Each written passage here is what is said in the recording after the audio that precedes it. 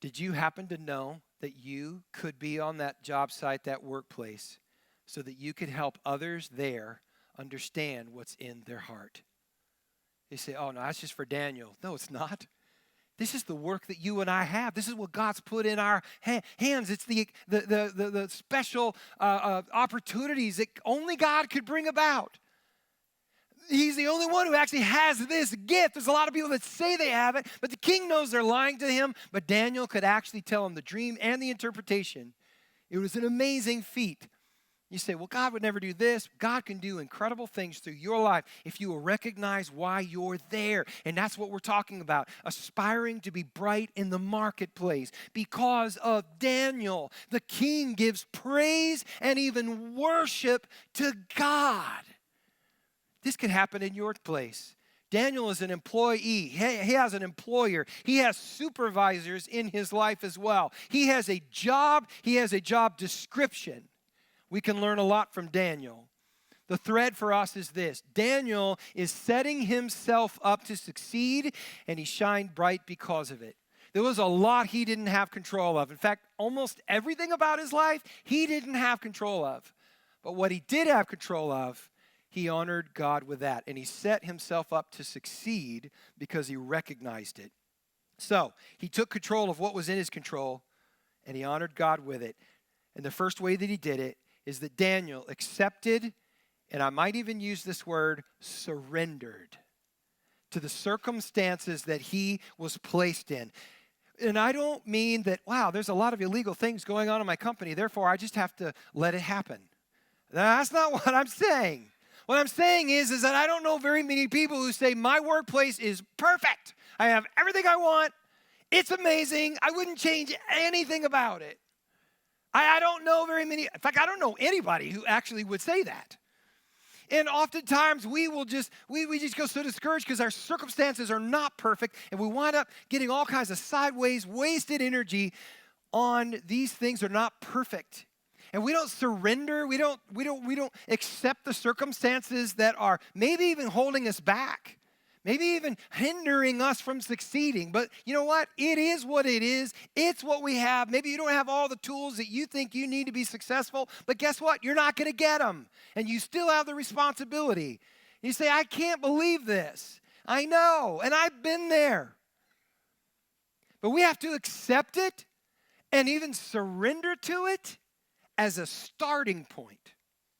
And say, God, I'm here to help you make this better. I'm here to help you do something incredible here in this place because you want to shine through me. Daniel would have changed a whole lot about his life, but he couldn't. So what did he control? He controlled the fact that he was willing to accept a circumstance he did not want to be in. And if I don't, here's what winds up happening. I spend my precious time at work and even away from work, all kinds of energy complaining about my circumstances. And I have little left to actually solve the complex problems that I am responsible to solve, or to accomplish the tasks that I am being employed in order to accomplish to the best of my abilities with the resources that I have. Is this making sense? But there's a whole lot of people wasting a whole lot of time and energy and opportunities at our job sites. You know them. I hope you're not one of them. And after today, you won't be one of them. And they're wasting a whole lot of time and energy. And so there's a whole lot more not getting done because we're just sitting around complaining about what we wish we could change. And Daniel said, I can't change it, but I'm going to accept it. And now I'm going to use this as a starting point in order to make this whole situation better. And I believe that God has me here for a purpose. He will use me. In your notes, here's your fill-in. He trusted the sovereignty of God. He trusted the sovereignty of God. God has me here even though I'm at a deficit, even though I've got things stacked against me. I believe that God is with me. I am here, therefore I will do what I can to the best of my ability. There was a purpose in it all. And I want you to see, this is an amazing connection, is that in the book of Jeremiah, chapter 29, there's this letter that God asked Jeremiah the prophet, who is back in Jerusalem. He says, I want you to pen a letter to all of those who are in exile, who got dragged 800 miles to Babylon. Pen a letter to them, because I want them to understand there's purpose in this exile. Here's what the letter says. Jeremiah chapter 29, verses 1 through 7. I won't read everything, but it says, this is what Jeremiah's letter said. Verse 4.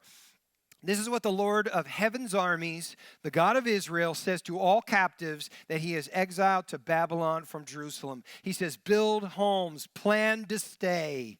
Plant gardens, eat the food they produce, marry and have children, then find spouses for them so that you may have grandchildren, many of them. Multiply, do not dwindle away. So in other words, go there, prosper, I want that. And then he says, work for the peace and the prosperity of the city where I sent you into exile. You know those people you don't like because they just dragged you away from Jerusalem? You know those people? Work for the peace and the prosperity of that city anyway. And this is the last part. It says, pray to the Lord for it, for its welfare will determine your welfare. Guys, the jobs that we have, they matter and they determine our welfare, and God wants to use them to determine our welfare. He wants to use you. He wants you to be the X factor at that place so that people will recognize the hand of God on you as well. God can do great things. Daniel recognized there is purpose in all of this. And he was not going to run from his circumstances. I think about a meeting I was in Wednesday night. We went down to the community center here, and all 12 schools here in our Citrus Heights area were there. The administrators, counselors, different people, and it was there as an open event so that all the parents could come with their children. It was elementary through high school. And so myself and Al and Ruth Fox went there because we're looking for those opportunities to use our impact campaign dollars in order to come alongside of our children and our grandchildren. We're not funding a school budget, but what we are doing is coming alongside of children in order to help them in this, in their education. And there is a lot of difficulty there. We were talking to one of the administrators, and she said, it's unbelievable to me. She goes, I came from a much more wealthy place. I specifically came here because I want God to use me to solve problems. I believe God can use me for that purpose. And she said, but I have to admit, even though I knew that coming in, I'm overwhelmed at some of the trauma. And I said, could you explain that word trauma? That's a pretty extreme word. And she explained to me the trauma of what's going on in these children's homes. And then they're supposed to come to school and learn. That's the last thing these children want to do. But that's the situation they're in, and she is there to help that and facilitate that, but she believes that God is there. What I absolutely love is she recognizes God is there because of her. He's with her as she is leading well. She's not running away from it. She's running into these circumstances. And she says, look, I just accept what I've got here as a starting point. And I believe God is going to help me to make it better. That's why I'm here. This is awesome. This is how we shine bright. And yes, she is a follower of Jesus, and a number of them were. And their heart is to be servants of God in these places. And I love that we can come alongside and encourage them, pray for them, and also help them. What opportunities await in the difficulties that so many run from? We see difficulties in our workplace that we just want to run. And God says, wait a minute, you don't understand. I want you to be there to shine bright in the midst of this difficulty. That's why you're there. You don't know it yet, and you don't know when the opportunity is going to come. But if you'll dig in and you'll stay next to me, oh, I can use you in that way. That's exactly what I want to do for you. But if I'm spending all this precious time and energy on complaining about my circumstances, well, then I have little left to discover the answers to my circumstances.